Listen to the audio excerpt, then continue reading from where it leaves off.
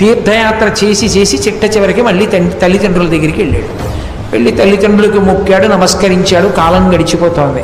ఒకనాడు మళ్ళీ అరణ్యానికి దర్భలు తీసుకురావడానికి వెళ్ళాడు. ఇక్కడ జమదగ్ని ఒక్కడే కూర్చుని ఉన్నాడు. ఆ కార్తవీర్యార్జునుడి యొక్క కుమారులు ఉన్నారు. వాళ్ళు బయలుదేరి జమదగ్ని దగ్గరికి వచ్చారు.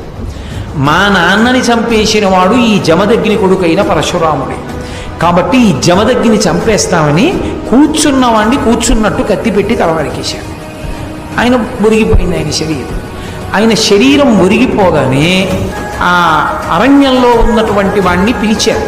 పిలుస్తూ ఆ తల్లి జమదగ్ని యొక్క భార్య ఆ పడిపోయినటువంటి జమదగ్ని యొక్క శరీరం మీద పడి గుండెలు బాదుకుంటూ ఏడుస్తూ పిలిచింది. భార్గవరామ భార్గవరామ భార్గవరామ అని అరిచింది.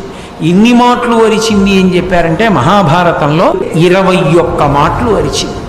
ఆ అరవడం కూడా ఎలా అరిచిందంటే పరశురాముడు లెక్క పెట్టుకోవడానికి అవకాశం ఉండేటట్లుగా అరిచింది. అన్ని మాటలు అరిస్తే ఆయన అరణ్యంలో ఉన్నవాడు విన్నాడు, నా తల్లి ఎందుకింత ఎలుగెత్తి ఏడుస్తూ అరుస్తోంది అని. పరుగు పరుగున వస్తూ లెక్క పెట్టుకున్నాడు ఎన్ని మాటలు పిలుస్తోంది అని.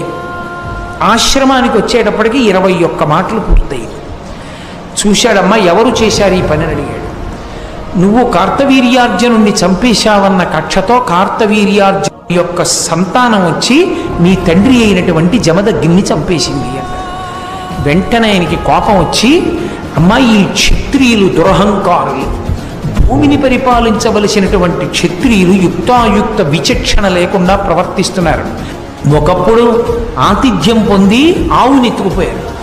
ఆవునెత్తుకుపోతే నేను ఆవుని విడిచిపెట్టమని అడిగితే బ్రాహ్మణుడు వెర్రివాడు చంపేసేయమన్నారు. నేను యుద్ధం చేస్తే నా చేతిలో